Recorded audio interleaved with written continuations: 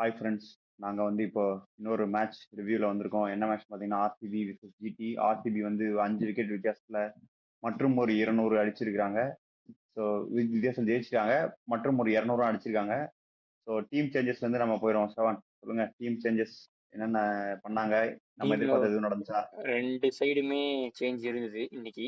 நம்ம எதிர்பார்த்த மாதிரி நான் எதிர்பார்த்த மாதிரி ஜிடி வந்து ஹோல்டர் கொண்டு வந்தாங்க கிளென் பிலிப்ஸுக்கு பதிலா. இல்ல இல்ல, நீ மட்டும் இல்ல, நாங்க மேட்ச் இந்த டீம் ப்ரிவியூல இருந்து நாங்க ஹோல்டர் எல்லாருமே ஆடுறோம்னு தான். சொல்லிருக்கோம். ஆனா ஆடலையே அவங்க தான். நம்ம எதிர்பார்த்தோம், அவங்க எதிர்பார்க்கலையே அதை. ஆனா இந்த மேட்ச் தான் வர வச்சிருக்கேன். சரண்லாம் சொல்லிட்டு இருந்தான், பக்தாலாம் சொல்லிட்டு இருந்தான் ஆட மாட்டாங்க, வராது, பண்ண மாட்டாங்க அப்படின்னா பண்ணியிருந்தாங்க. எதிர்பார்த்த சேஞ்ச் தான் ஆக்சுவலா. பண்ணணும், ஏர்லி இந்த சீசனே பண்ணியிருக்கணும், இப்பதான் பண்ணியிருக்காங்க. ஓகே. அதே மாதிரி ஃபில் சால்ட்டுக்கு இன்ஜுரின்றதுனால ஜக்கப் பெத்தல் வந்தாரு இன்னைக்கு. அவரும் விராட் கோலியும் ஓபன் பண்ணாங்கன்னு நினைக்கிறேன். அவரும் தேவதத் படிக்குமா விராட் கோலியும் ஜக்கப் பெத்தல் தானே ஓபன் பண்ணாங்க. ஆமா, அவங்க 2 பேர் தான் ஓபன் பண்ணாங்க. மத்தபடி இப்ப ஜிடில வேற என்ன சேஞ்சுன்னு பாத்தீங்கன்னா, அந்த மானவ் சுந்தர் எடுத்துட்டு வந்தாங்க. இது அசோக் சர்மாக்கு பதிலா. ஆமா. அவர் வந்து ஆனா போன மேட்ச் கொஞ்சம் எனக்கு டெத்ல தெரிஞ்சு சொதப்பிட்டாருன்னு சொல்லி மாத்திட்டாங்க. மானவ் சுதர் வந்து பிரசித் கிருஷ்ணாக்கு பதிலாவா? அசோக் சர்மாக்கு பதிலா பிரசித் கிருஷ்ணா ஆடினாரு 2 ஓவர் ஆமா, 31 ரன். அசோக் சார். சூப்பர், நல்லா இருந்தது. ஓகே.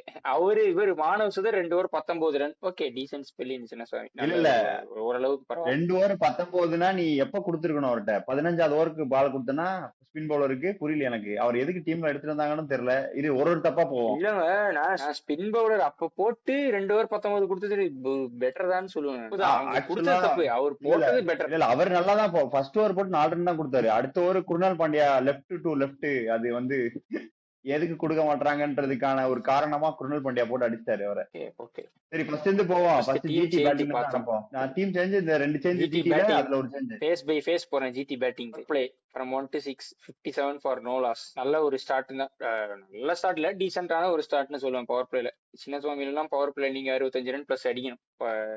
இல்ல சின்னசாமி, இல்ல சின்னசாமி வந்து பவர் பிளேல அடிக்கிற கிரவுண்ட் கிடையாதுடா. அது நீ பார்த்து அடிக்கிற கிரவுண்ட் தான். நீ சின்னசாமில 6 ஓவருக்கு 60 ரன் ஓரளவுக்கு ஓகேடா. தாங்க, ஓரளவுக்கு. இல்ல 60 உனக்கு வந்து 65 அடிக்கலாம் அந்த கிரவுண்ட்ல. Two two two wickets to spare கூட நான் சொல்றேன். 60 பிளஸ் அடிச்சிருந்தா பெட்டர்னு நான் சொல்றேன். ஏன்னா அவங்க டெத்ல 60 அடிக்கல பெருசா. இல்ல இல்ல, அதுதான் தப்பு. டெத்ல சின்னசாமி வந்து எப்படிப்பட்ட கிரவுண்ட்னா, நீ 12 ஓவருக்கு எவ்வளவு அடிச்சிருக்கியோ அடுத்து 8 ஓவர்ல அதை டபுள் பண்ணிடலாம். அவங்க 12 ஓவருக்கு டபுள் பண்ணிடலாம். 123 என்னமோ பண்ணாங்க. அந்த 8 ஓவர்ல அவங்க டபுள் பண்ணாததான் அவங்க பண்ண தப்பு. அதுதான் அந்த சின்னசாமியில பண்ண எப்பவுமே தப்பு ஃபார்முலா அதுதான். ஒர்க்கா இருக்கு. அதுதான் ஆர்சிபி வந்து அந்த லாஸ்ட் ஃபேஸ்ல உள்ள வந்துட்டாங்க. ஹேசில்வுட், புவி அது வந்து 17 ரன் தான் கொடுத்திருந்தாங்க லாஸ்ட் 3 ஓவர் இல்ல, போட்டோ என்னமோ. சுயா சர்மா தான். நல்ல ஒரு இது. சுயா சர்மா வந்து அதான் சுயா சர்மா 17th ஓவர் போட்டு 4 ரன்னு. அடுத்த ஓவர் புவி போட்டு அந்த ஓவர்ல பட்லர் அவுட் போட்டு பிளஸ் வந்து 7 ரன்னோ 8 ரன்னோ பிளஸ் அடுத்த ஓவர் ஏசல்வுட் வந்து நல்லா நிறுத்திட்டாரு. 3 ஓவர் பவுண்டரியே போல. நல்லா நிறுத்திட்டாரு. ஆமா, 17 ரன் தான் கொடுத்திருக்காங்க இவங்க 3 பேருமே சேர்ந்து. நல்ல ஒரு இது. ஆனா வந்து ஃபைனல் ஓவர் வந்து ஹோல்டர் அடிச்சாரு, ஒரு 18 ரன் அடிச்சாரு. அதோட ஜிடி வந்து 200 தான் புஷ் பண்ண முடிஞ்சுது. 200ங்கிற டார்கெட் வந்து ஆர்சிபி வந்து கொஞ்சம் ஈஸியா அடிப்பாங்க நம்ம எதிர்பார்த்தோம். கொஞ்சம் வந்து நடுவில் அவங்களுமே ஸ்ட்ரகிள் பண்ணாங்க. இப்போ ஆர்சிபியோட இதுக்கு வந்தோம்னா, ஆர்சிபி வந்து இவங்களோட 1 ரன் ஜாஸ்தி, 58 ரன் அடிச்சாங்கன்னு நினைக்கிறேன் பவர் பிளேல. 1 விக்கெட் கோ, 1 விக்கெட் விட்டுருந்தாங்க. இவரு ஜக்கப் பெத்தல் அவுட் ஆயிருந்தாரு. ஆக்சுவலா 2 விக்கெட் போக வேண்டியது. ஆனா எவ்வளவு பெரிய அதான் இதுவே விராட் கோலி கேட்ச் டிராப், அதுவும் கை மேல உட்கார்ந்த கேட்ச். அது வந்து அதாவது கேட்சஸ் வின் மேட்சஸ்னு சும்மா சொல்றது இல்ல, அது வந்து லிட்டரலா மேட்சை டிராப் பண்ணிட்டாங்க. அங்க உண்டா சேஸ் மாஸ்டர் சேஸ் பண்ணிட்டு போயிட்டாரு 81 ரன். அவர் பாட்டு தட்டி அங்கேயே ஒரு பிரஷர் போட்டிருந்தாங்கன்னா இதோட கேம்குள்ள வந்திருக்கலாம் ஜிடி. அங்க விராட் கோலியோட டிராப் வந்து ரொம்ப இது. கேம் மேலேயே வந்திருக்கலாம். கேம் மட்டும் மேலேயே வந்திருக்கலாம் அந்த கேட்ச் பிடிச்சிருந்தா. ஏன்னா உனக்கு முதலாவே விராட் கோலி போயிட்டாரு. ஜேகே பதிலுக்கு இதான் ஃபர்ஸ்ட் கேம். சோ உனக்கு அந்த 10 பால் 14 ரன் அந்த மாதிரி தான் எப்படினாலும் அவுட் ஆயிருப்பாரு. சோ உனக்கு பவர் பிளேல 2 விக்கெட் போயிருக்கும். பிளஸ் ரஜத் படிட்டாரும் உங்களுக்கு ஃபாஸ்ட் பவுலரை ஃபேஸ் பண்ணிருப்பாரு. அவர் எப்பவுமே வந்தோடனே பின்னதான் அடிக்கிறாரு. சோ அவர் ஏர்லியா வந்திருப்பாரு. அதனால இன்னும் கொஞ்சம் ஸ்லோ டவுன் பண்ணிட்டு இன்னும் ப்ரெஷர் போட்டிருக்கலாம்.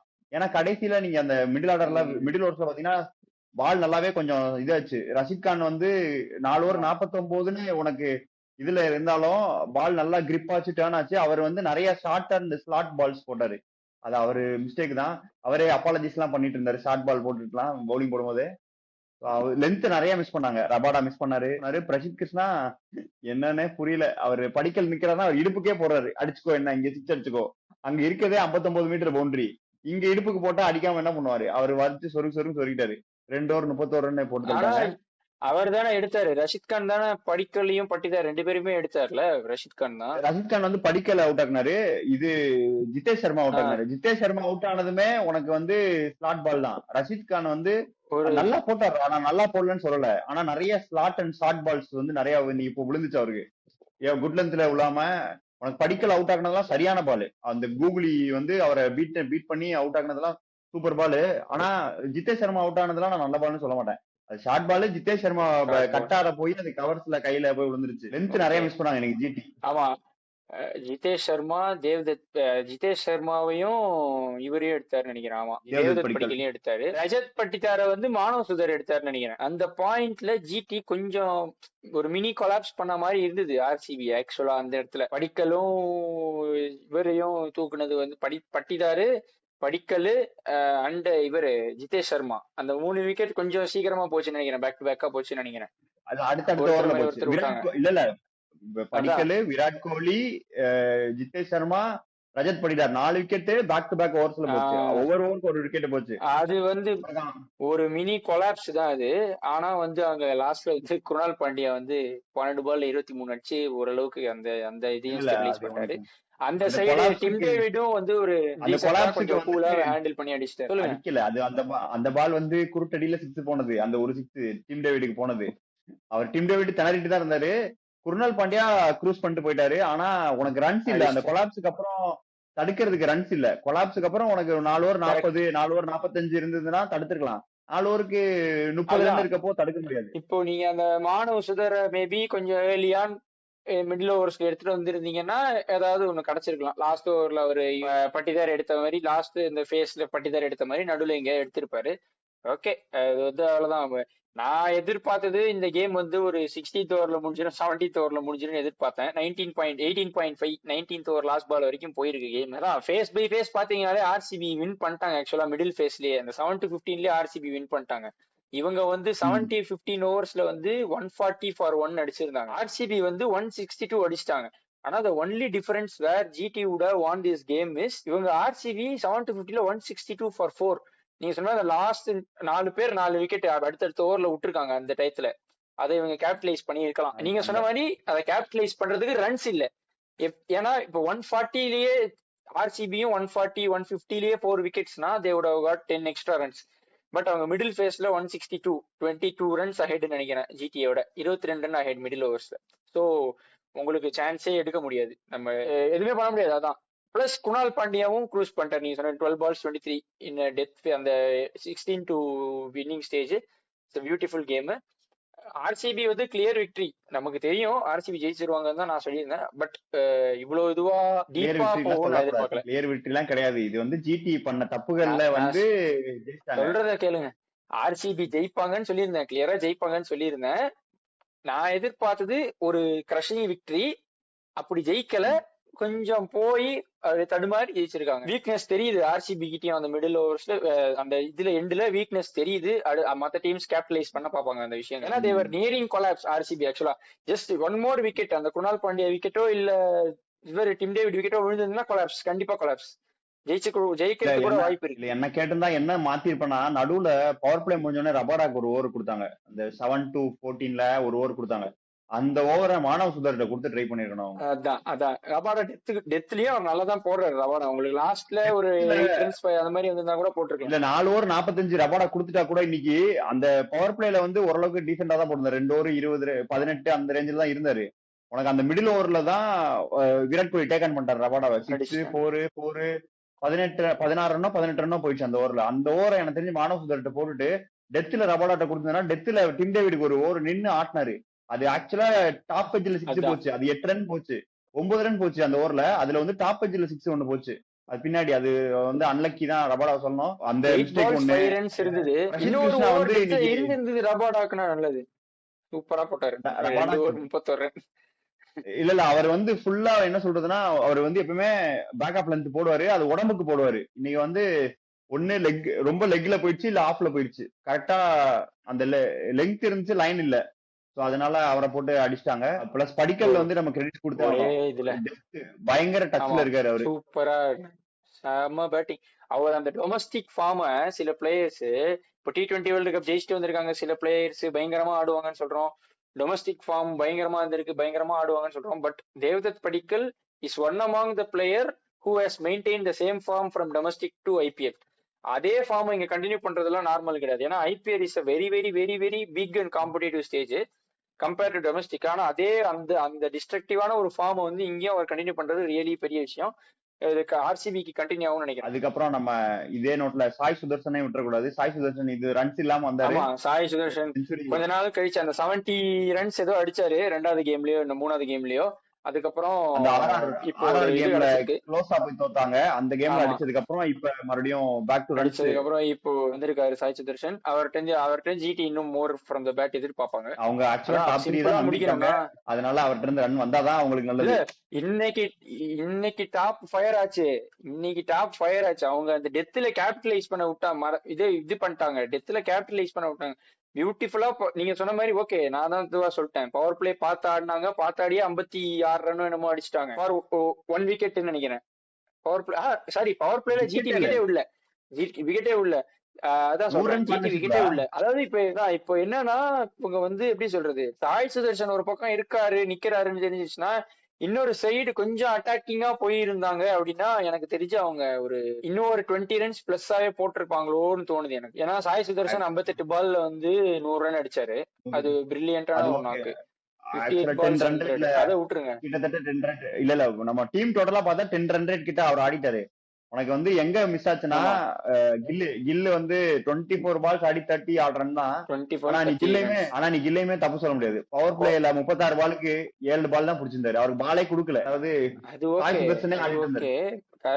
இல்லடா நீ ஓப்பனிங் ஆடுற, நீ 6 ஓவர் முடியும் போது 7 பால் தான் ஆடி இருக்கனா உனக்கு பேட்ல எங்க பால் வருது எப்படி வருதுன்னு கணிக்க முடியாது. மிடில் ஒரு சில ஃபீல்டர்ஸ் தான் வெளியே போயிடுவாங்க. நீ டேக் ஆன் பண்ணி உடனே டேக் ஆன் பண்ணணும்னா கஷ்டம் இல்ல. கில்லு மாதிரி ஒரு கேலிபர் இருக்க பிளேயர் அதை டேக் ஆன் பண்ணி போயிருக்கணும். பட் அவர் மிஸ் பண்ணாரு. அதுக்கப்புறம் அந்த 3 பேரும் ஓரளவுக்கு 180 பிளஸ் ஸ்ட்ரைக் ரேட்ல தான் ஆடினாங்க. அது ஆனாலும் அவங்களால அந்த கடைசி 3 ஓவர் சூப்பரா போட்டாங்க. அவங்க அந்த சுயா சர்மா, புவனேஸ்வர் குமார், ஜோஸ் ஹேசல்வுட் ஒரு பவுண்டரி கூட கன்சிடர் பண்ணாம போட்டாங்க. அதுதான் அவங்க பயங்கரமா. அதாவது இப்போ மேட்ச் சிம்பிளா முடிச்சிடலாம்.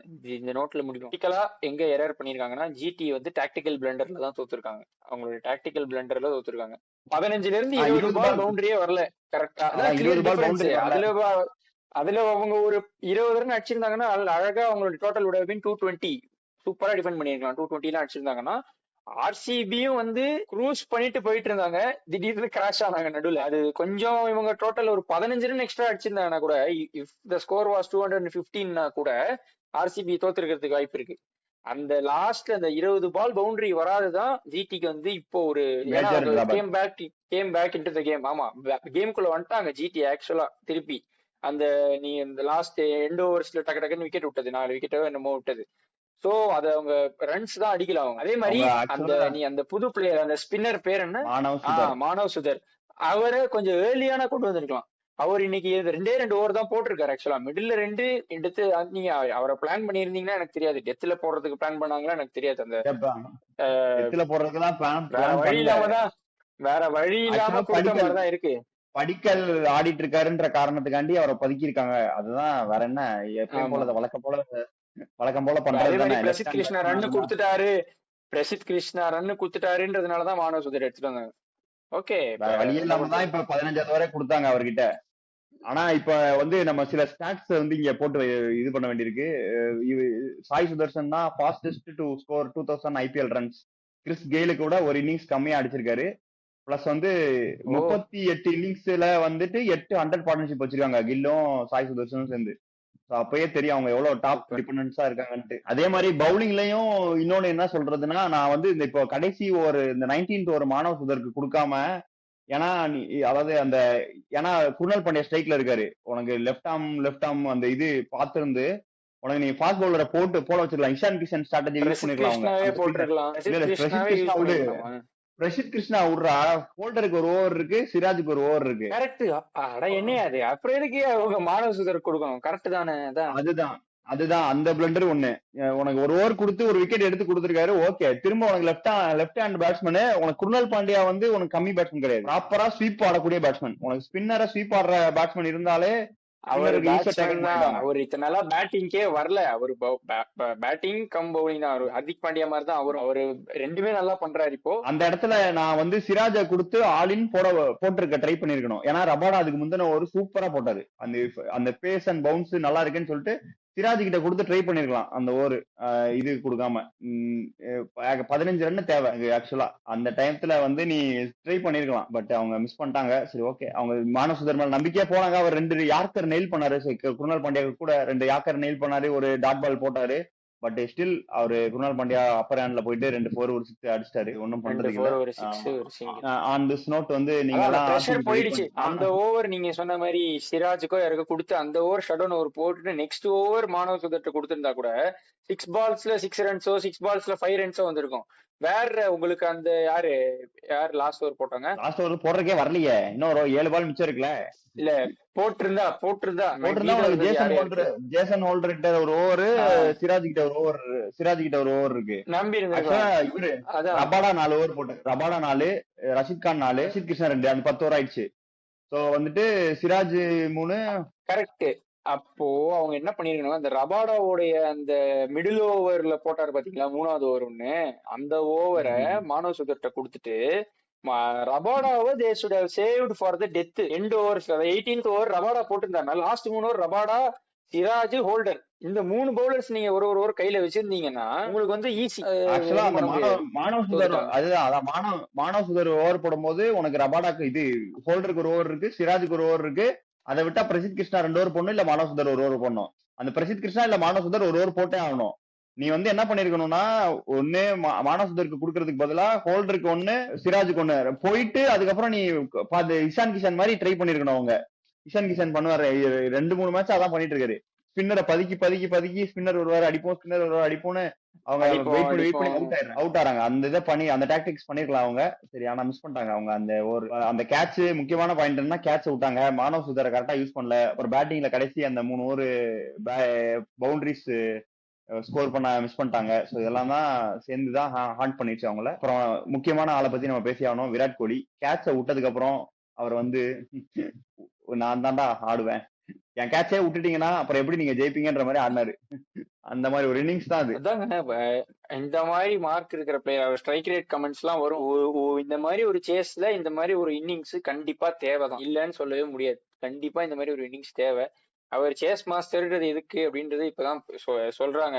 அதுதான் reason. It's the reason why they call him. அது கோட்டுங்க, அவ்வளவுதான். அதை பத்தி அதெல்லாம் அவருக்கு புதுசு கிடையாது. 44 பால் 81 ரன் லெஃப்ட் ஹேண்ட்ல ஆட்டு போயிருப்பாரு அவர். ஆக்சுவலா அவருக்கு ஒரு ப்ரெஷரோ ஏதோ இருந்திருக்காது. அதாவது ப்ரெடிக்ஷன்ல நான் மட்டும் தைரியமா ஜிடி பக்கம் போனேன், ஓரளவுக்கு நம்பிதான் போனேன். ஆனா அவங்க சொதப்பி இவ்வளவு சொதப்ப நான் எதிர்பார்க்கல.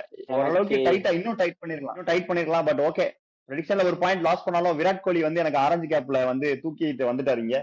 சோ சந்தோஷமா தான் இருக்கேன் நான். ஆன் திஸ் நோட் வந்து நம்ம இந்த வீடியோவை முடிச்சிருவோம். ஜிடி வந்து நிறைய சேஞ்சஸ் பண்ணோம். ஆர்டிபி வந்து அடுத்து எங்க என்ன அவங்களுக்கும் கொஞ்சம் அவரு ரஜித் பண்டிதர் வந்து சொல்லிட்டு போயிருக்காரு. இப்போ நாங்க வந்து அந்த மிடில் ஓவர்ஸ்ல விக்கெட் விட்டது வந்து கொஞ்சம் இதுதான், நாங்க அதை போய் ஒர்க் பண்றோம்னு போயிருக்காரு. சோ அவங்க அதை ஒர்க் பண்ணிட்டு வருவாங்கன்னு பாப்போம். அடுத்து ஜிடிக்கு வந்து தான் வராங்க. கச்சேரி இருக்கு உங்களுக்கு. குஜராத் தமிழன்ஸா வந்துட்டாங்கன்னா என்ன பண்ணுவேன்றதான் என்னோட கேள்வி. அதை அந்த ப்ரிவியூல நம்ம பேசுவோம். பிளஸ் ஆன் திஸ் நோட் நம்ம வந்துட்டு இந்த வீடியோ முடிச்சுக்கலாம். இன்னொரு மேட்ச் ரிவ்யூல உங்களை சந்திக்கிறோம். அதுவரை bye from Wolves. Bye guys. ஊர் சுத்தி பயவுல நினைச்சியா? நாங்கெல்லாம் வயிறு நிறைய சாப்பிடணும், வஞ்சனை இல்லாம உழைக்கணும். ஆஹா, அருமையான பாலிசி. Keep it